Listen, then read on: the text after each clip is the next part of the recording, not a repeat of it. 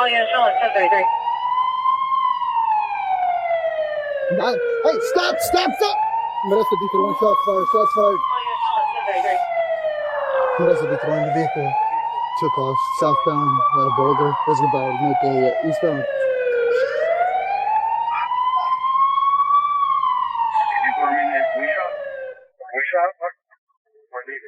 The door to Nena Pop's apartment was locked when police arrived, but something about the silence on the other side felt wrong. A neighbor had reported a strange odor seeping through the hallway, an odor that no one wanted to believe was what they suspected. When the officers forced their way inside, they found her lifeless body in a small bedroom, the air heavy with the weight of violence. She was only 28 years old, and yet the world had already stripped her of safety, of dignity, and of the chance to live the life she dreamed of. Her death was brutal, sudden, and shocking, but behind this terrible scene was not just a crime. It was the silencing of a voice that had been fighting to be heard in a society that rarely listened. Nena Pop was more than a headline. She was more than a statistic. She was a daughter, a friend, and a woman who wanted nothing more than to live authentically in her truth. But on that day, her truth was erased by someone else's choice, someone else's violence. Before we get lost in the tragedy, let's rewind. Who was Nena Pop before her name appeared in police reports? What dreams carried her through the hardest days? And what brought her to that fateful moment in her apartment, where her story would end far too soon? Nena Pop was born in 1,991 inches, Sikeston, Missouri, a small town where everyone seemed to know everyone. Growing up, she carried a quiet warmth about her, someone who could smile even when life wasn't easy. People described her as gentle, compassionate, and fiercely loyal to those she loved. But underneath, she wrestled with something the outside world rarely understood. She knew from a young age that she was different.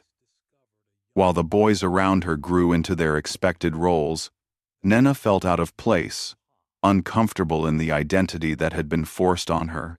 Her reflection didn't feel like her own. It was a silent battle, one she carried privately for years, until she found the courage to step into the truth. She was a transgender woman, but choosing to live authentically is not simple in a world that often punishes difference. For Nena, being herself meant navigating whispers in her community, rejection from people she had once trusted, and an undercurrent of danger that followed her no matter where she went. Every decision, where to walk, who to date, who to trust, was weighed with caution. Yet, despite the risks, she carried herself with quiet pride. She worked hard to support herself, building a life in Sikeston that was modest but her own. Friends say she was the kind of person who wanted everyone around her to feel seen, to feel loved, even when she was the one carrying invisible wounds. But Sikeston, like many small towns, was not always kind to those who stood out. Life as a transgender woman there was filled with constant reminders that safety could be taken away at any moment. Harassment was not unusual. Violence against transgender women, especially women of color like Nena, was rising across the country. Still, she persevered, holding on to hope that tomorrow could be better. She wasn't just living for herself, she was living as a symbol of resilience for so many others who felt trapped by fear. Nena represented what it meant to choose authenticity over comfort, truth over silence, and that made her a target. The days leading up to her death were unremarkable. She went about her routine, talking to friends, taking care of her small apartment, finding moments of normalcy in a life that had rarely been easy. There were no loud warnings, no public fights, no signs that tragedy was about to strike. That's what makes her story all the more haunting. Sometimes the end comes quietly, without a hint of the storm that's about to break. And when that storm did arrive, it left nothing but devastation behind. What happened inside Nena's apartment remains a question wrapped in shadows. Was it someone she trusted? Someone she invited in?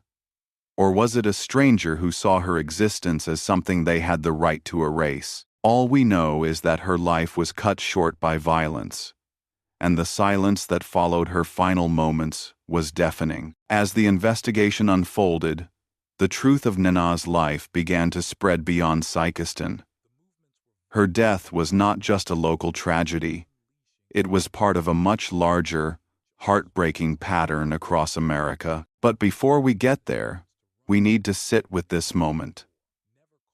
A young woman's dreams ended behind the closed door of her own home. She should have been safe there. She should have been free to exist without fear, but she wasn't. And that leaves us with the chilling question: why is it that, for so many transgender women like Nena, the very act of living authentically becomes a risk that can cost them their lives? This is just the beginning of Nena Pop's story. There's a lot more to uncover: her struggles, the investigation, and the painful truths that surfaced after her death. If you find it important to keep her memory alive, don't forget to subscribe, because what comes next will leave you speechless. The discovery of Nena Pop's body was not only devastating for her family and community, but it also set in motion a desperate investigation. Detectives stepped carefully through the small apartment in Sikeston, taking in the haunting stillness of the scene. The blinds were drawn, the lights off, and the air was thick with silence, as though the room itself was holding back its secrets. The medical examiner later confirmed what investigators already feared.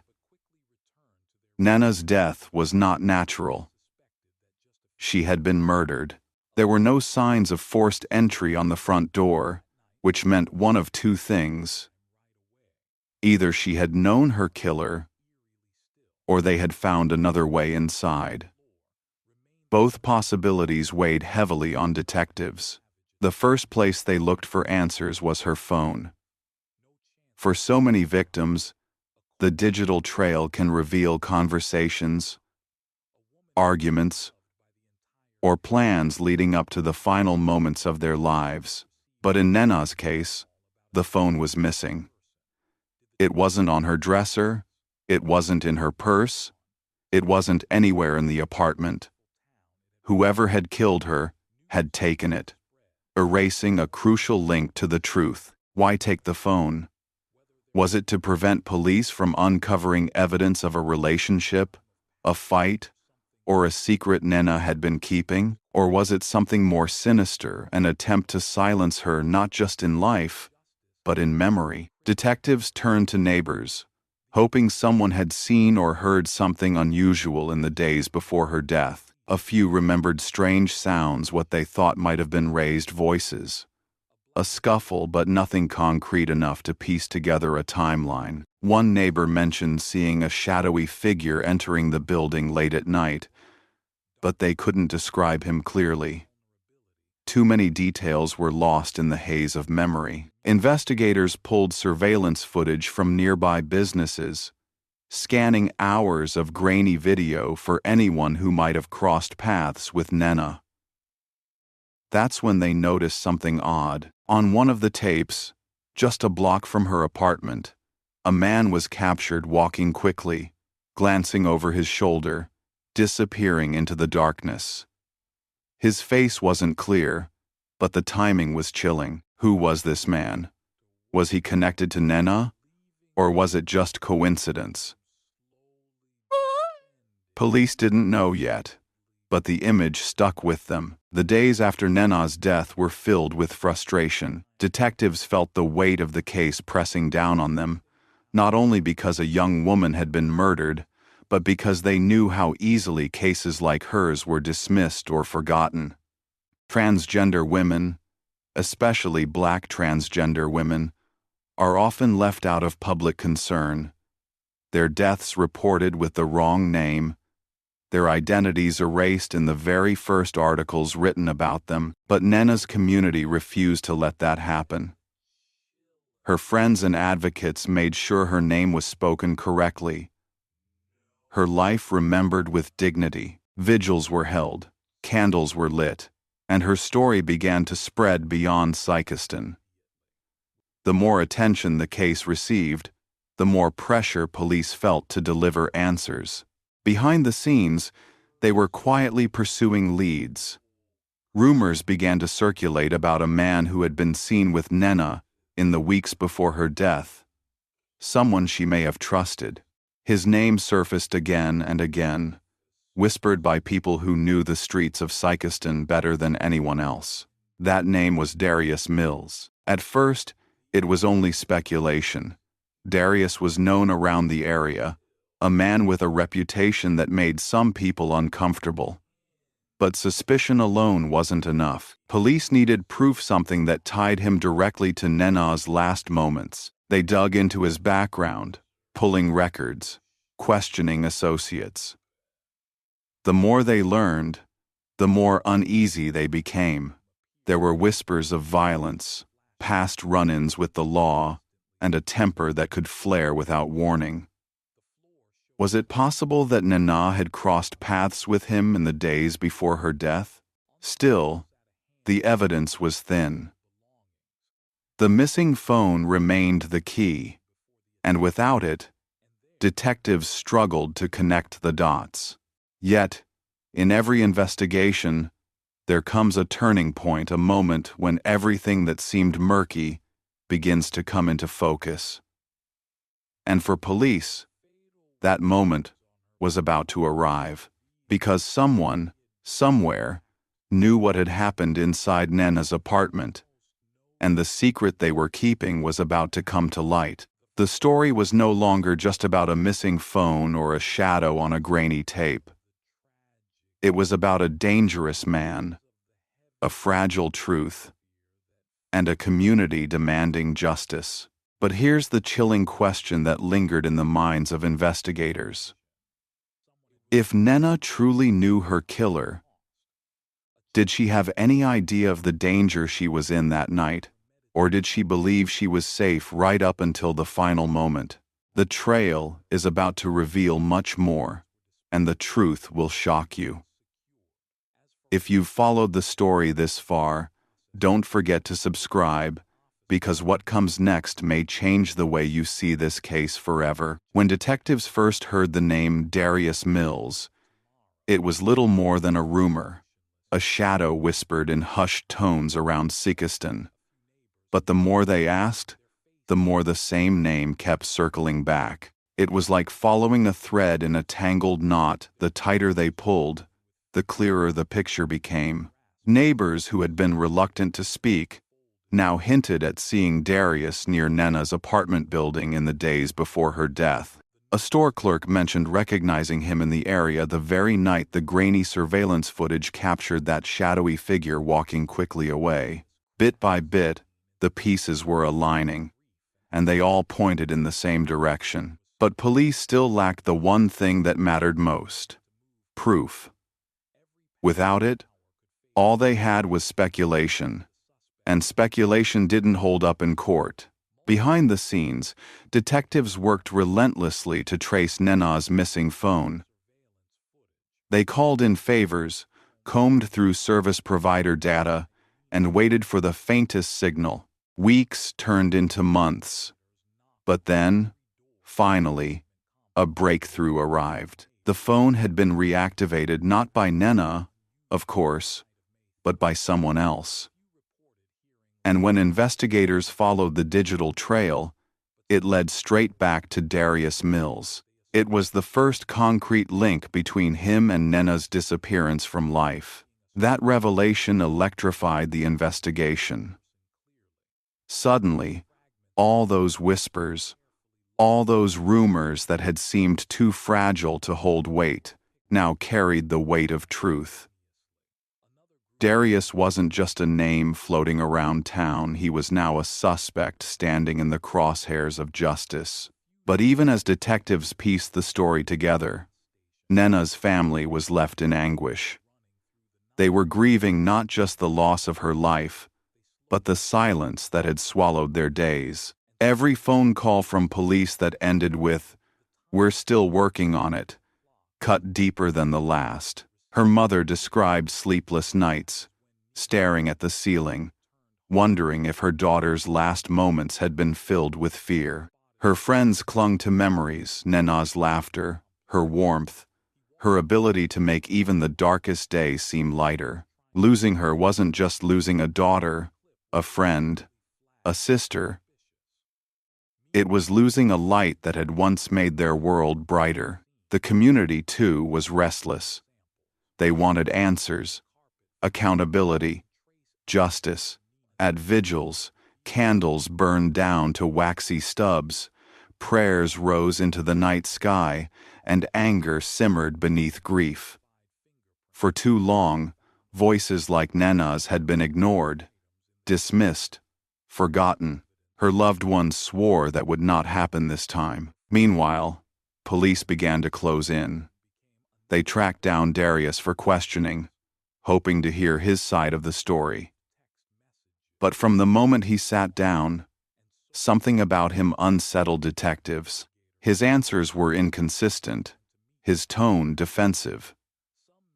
When asked about Nena, he claimed he barely knew her, that he had nothing to do with what happened.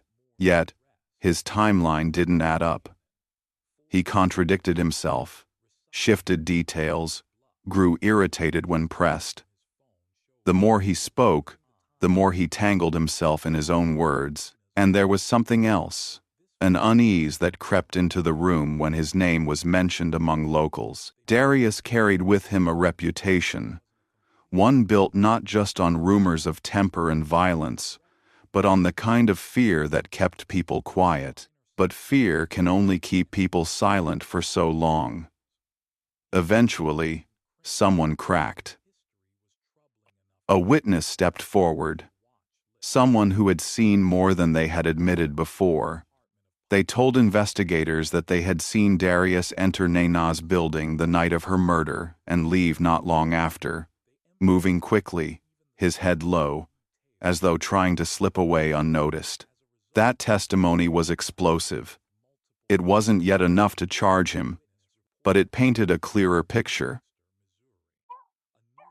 Nena hadn't been killed by a stranger. She had been killed by someone she knew, someone she might have trusted enough to let inside. For detectives, the case was tightening around Darius.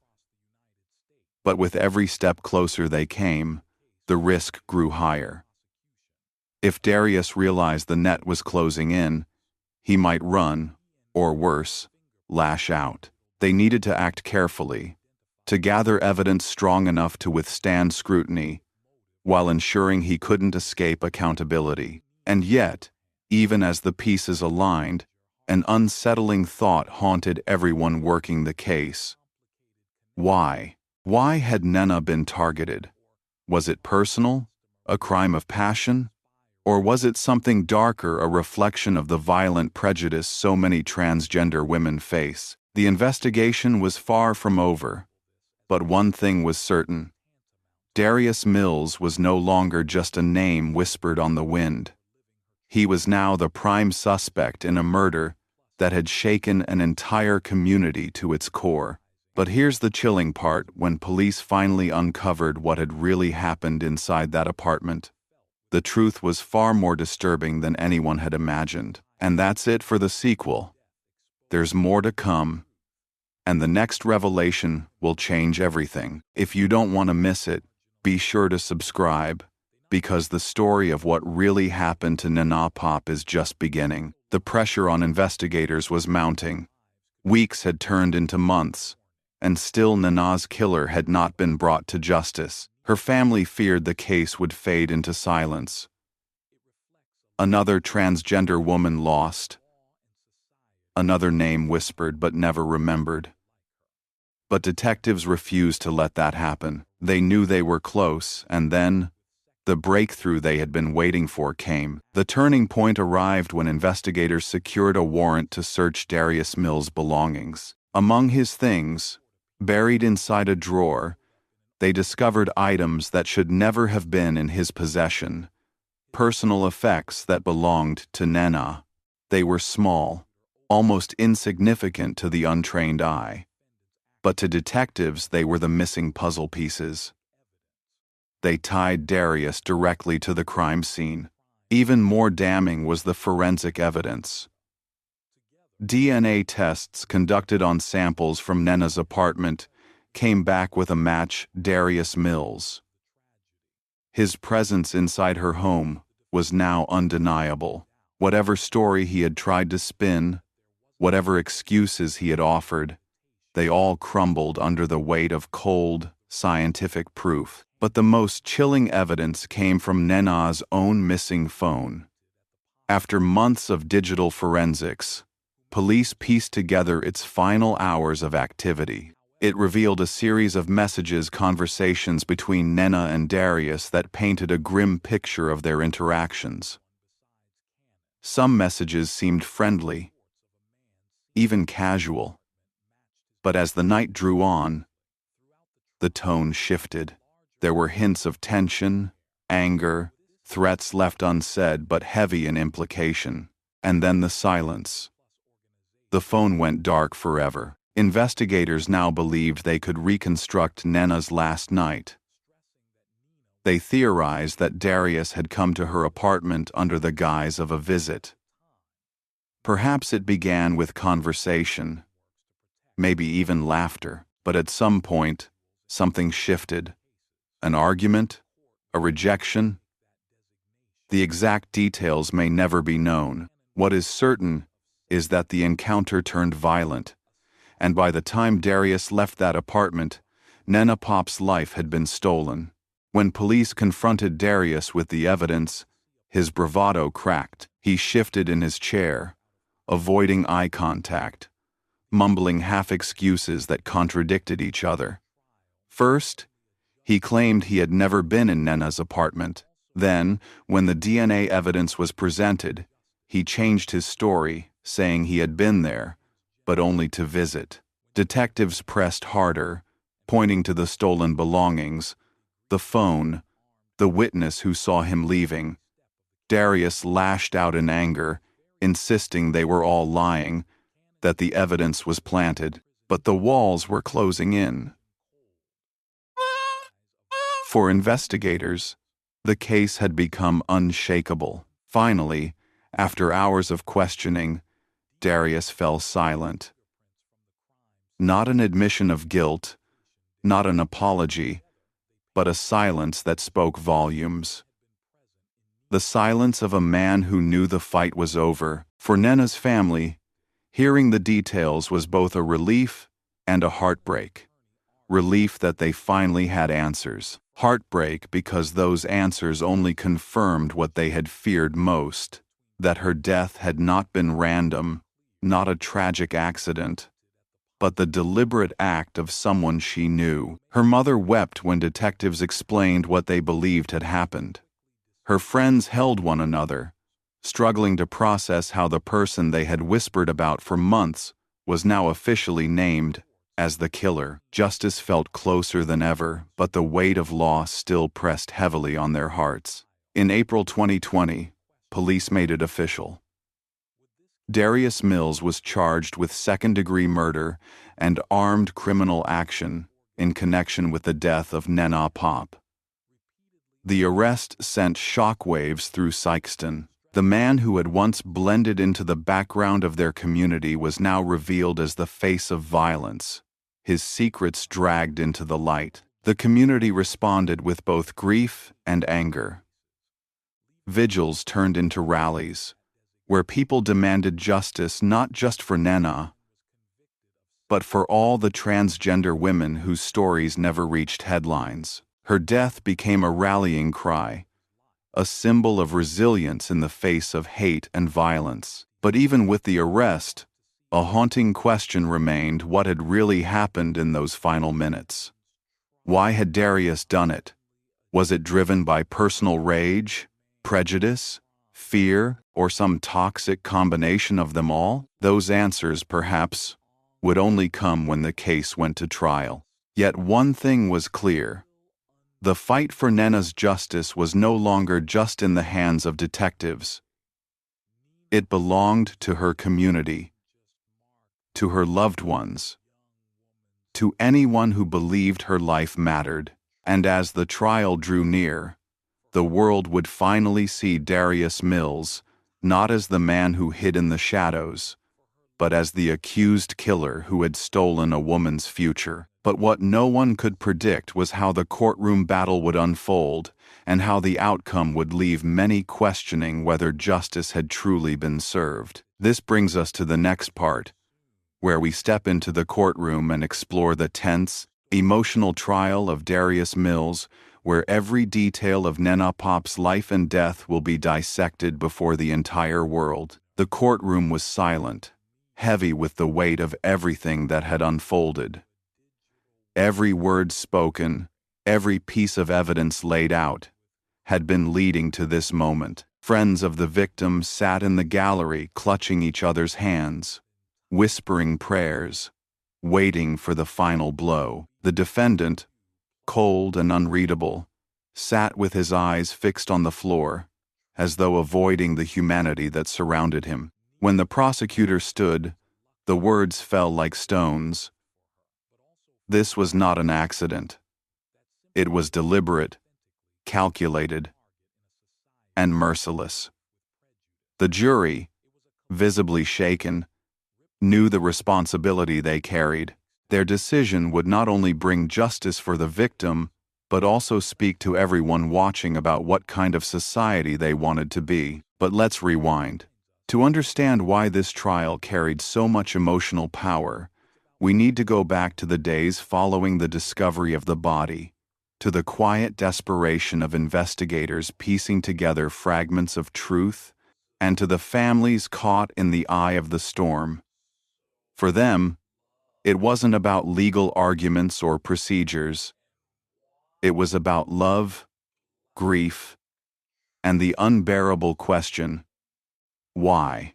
In the weeks after the murder, investigators worked tirelessly, chasing every lead, reconstructing timelines, interviewing anyone who might have seen something. The neighborhood buzzed with whispers, suspicions circling like vultures. The victim's face was plastered on posters, candles burned at vigils, and people demanded answers.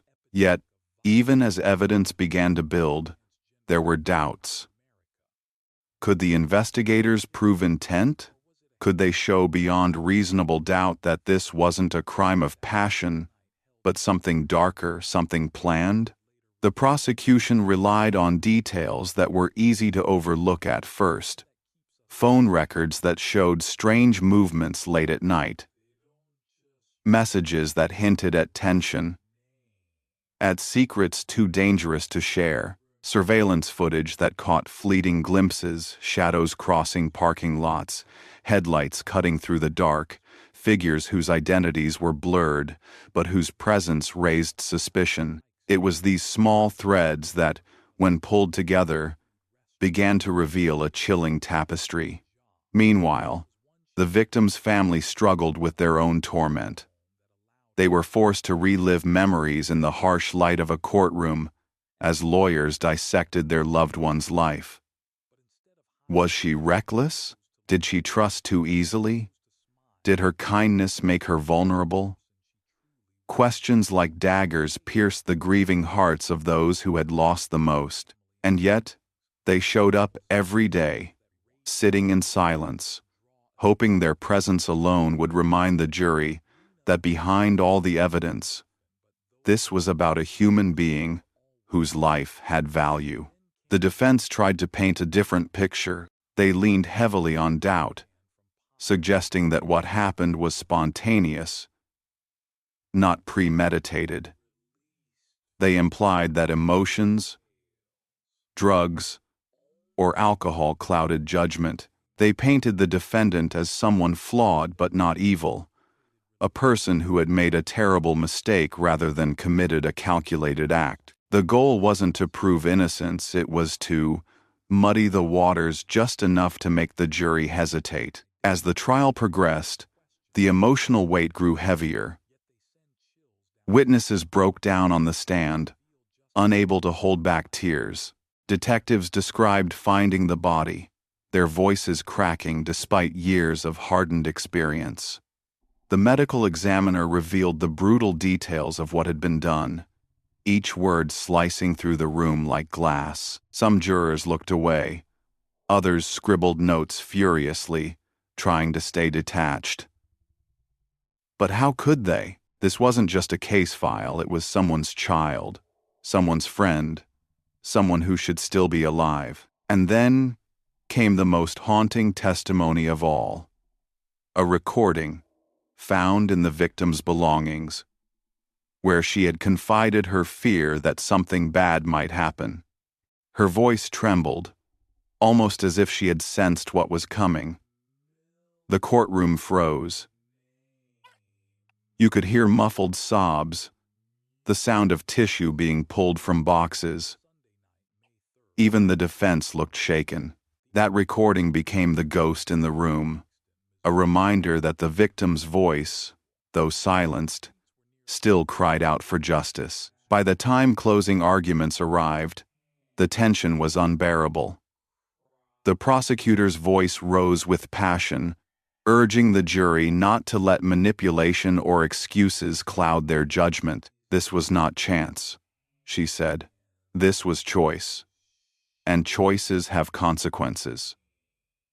The defense countered with pleas for mercy, asking jurors to consider the possibility of doubt, to resist the temptation of vengeance, but the faces of the jurors revealed little.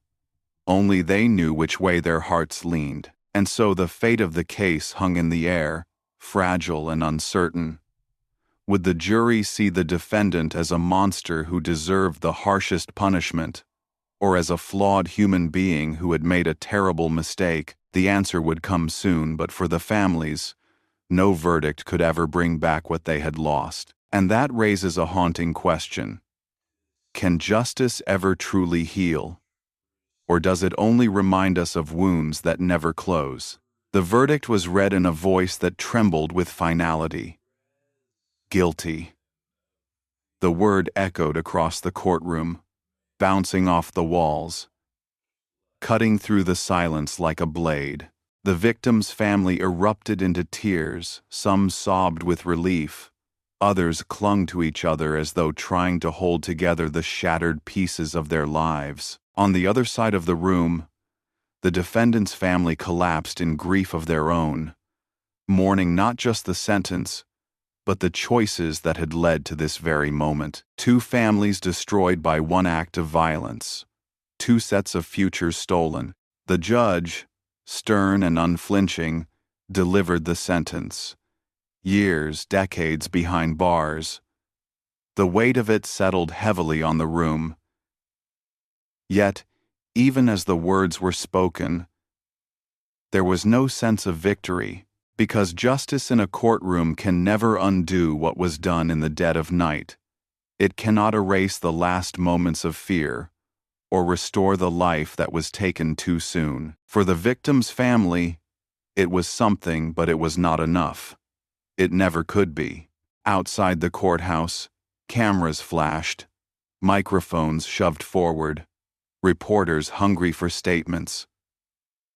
But what words could capture the depth of pain and loss?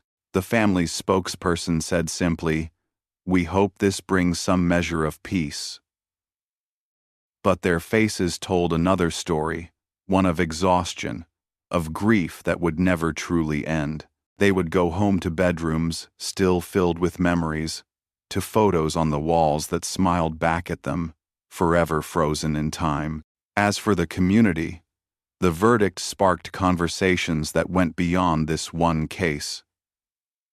People asked, how many more lives have to be lost before change comes? Neighbors questioned whether enough was being done to protect the vulnerable, to address the cycles of violence and secrecy that too often end in tragedy.